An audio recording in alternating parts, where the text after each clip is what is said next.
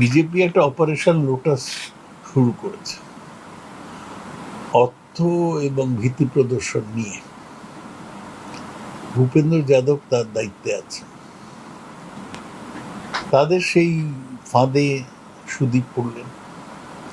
এটা আমার পক্ষে দুঃখজনক। সুদীপকে আমি বহু বছর চিনি।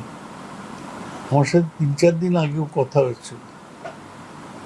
বলেছিল যে আমি কোথাও যাচ্ছি না, কিছু পদক্ষেপ নিলে তোমায় জানিয়ে নেব, কিন্তু কিছুই জানাইনি।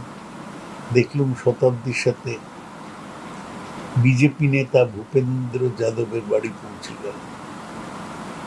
তা বিজেপি তো আমাদের রাজনৈতিক প্রতিপক্ষ, তাদেরই যদি বাড়িতে পৌঁছে যায় তাহলে নীতি, আদর্শ, নৈতিকতা কিসের আর মূল্য থাকে? গিয়েছে।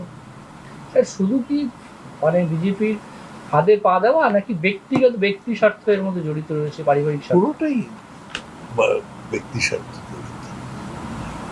ব্যক্তি স্বার্থে লোকে একটু ক্ষোভ দেখাচ্ছে, আগে দেখায়নি। সুদীপ তো খুব ঘনিষ্ঠ ছিল মমতা ব্যানার্জি, ও স্ত্রীকেও মমতা মনোনয়ন দিয়েছিল।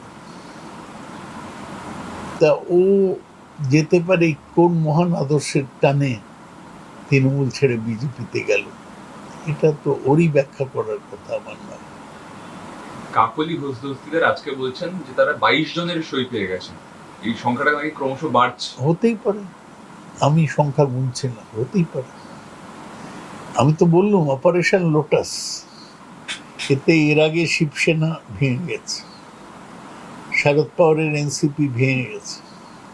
এইটাই ভারতবর্ষের নতুন রাজনীতির চেহারা। ভয় দেখাও, লোভ দেখাও, লোভ ভাঙাও। আজকে তারা কাকলি ঘোষদস্তিদের বাড়িতে ডিনারে বসছেন সবাই হ্যাঁ, মিলে। ডিনার তো খাবেই, এখন তো নানা কিছু পেয়েছে বিজেপির থেকে, লাঞ্চ, ডিনার, ব্রেকফাস্ট সবই হবে। কিন্তু এর গুরুত্ব কি? গুরুত্ব, এরা কি কোনো রাজনীতির কথা বলেছে? একমস বলছে অভিষেকের খারাপ ব্যবহার। বিজেপিতে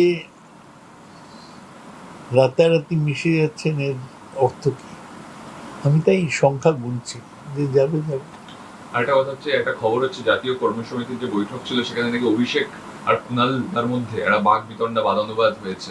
আপনি সেই বৈঠকে তো ছিলেন।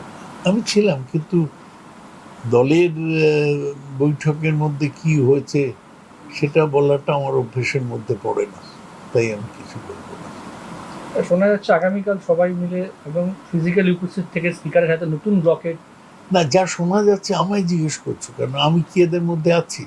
আমি বলবো কি করে যাচ্ছে যাচ্ছে না, এসব নিয়ে আমি বলতে পারবো না। বলছি, আপনি তো দীর্ঘদিন সংসদে রয়েছেন, এরম কি আছে, এরম কি আলাদা ব্লকে কোনো প্রভিশন আছে? না, সংবিধানের ন্যূনতম পাঠ যারা নিয়েছে তারা জানবে যে সংবিধানে দলত্যাগ বিরোধী আইনে, ওটাই তো মূল আইন দল পরিবর্তন করার, তাতে কোথাও সেপারেট ব্লক বলে কিছু নেই। তাতে স্প্লিট আছে, মার্জার আছে, কিন্তু আলাদা দল করে বসা এটা ঠিক নেই। এইসব কনফিউশন ওদের মধ্যে হবে। আজকে দেখলাম 2জন মুসলিম এমপি তারা বলেছেন তারা বিজেপিতে যাবেন না, যদিও প্রকারান্তরে এটা বিজেপিতেই যাওয়া। তৃণমূল থেকে বেরিয়ে আলাদা ব্লক করা, চেষ্টা করা মানে বিজেপিতেই যাওয়া। বিজেপির লোভ এবং ভয়ের কাছে আত্মসমর্পণ করা করছে। সৌগতদা, যারা এই 22 জন বিদ্রোহী হয়েছেন তাদেরও বিদ্রোহী কথাটা খুব মূল্যবান, এটাকে ব্যবহার করবো। বল বিক্ষুব্ধ হয়েছে, 22 জন যারা বিক্ষুব্ধ হয়েছেন তারা সুদীপ ব্যানার্জিকে তাদের নেতা হিসেবে মেনে নিচ্ছে। আমি জানি না, এগুলো তো সব তোমরা কোথার থেকে খবর নিয়ে আসো। তারাই আমি বলছে। না, তারা বললে তাদের বিবৃতি দিক, আমি জানি না। আরেকটা স্যার, যে এই যে শোনা, এটাও শোনা যাচ্ছে বলছি, বা একটা রাজনৈতিক মনে করছে যে ভবিষ্যতে মমতা বন্দ্যোপাধ্যায় কংগ্রেসের সঙ্গে মার্চ করে যেতে পারেন। আপনার কি মনে হয় করে গেলে এই মুহূর্তে দাঁড়িয়ে অনেক অক্সিজেন পাওয়া যাবে? মমতা ব্যানার্জির মার্চ করার কোনো কথা কংগ্রেসের সাথে হয়নি। কংগ্রেসের সাথে কথা হয়েছে একসাথে কাজ করার কথা, কিন্তু মার্চ করা, তৃণমূল তুলে দেওয়া, এসবের কোনো কথা হয়নি। তাই আমি এ নিয়ে কিছু বলতে পারবো না।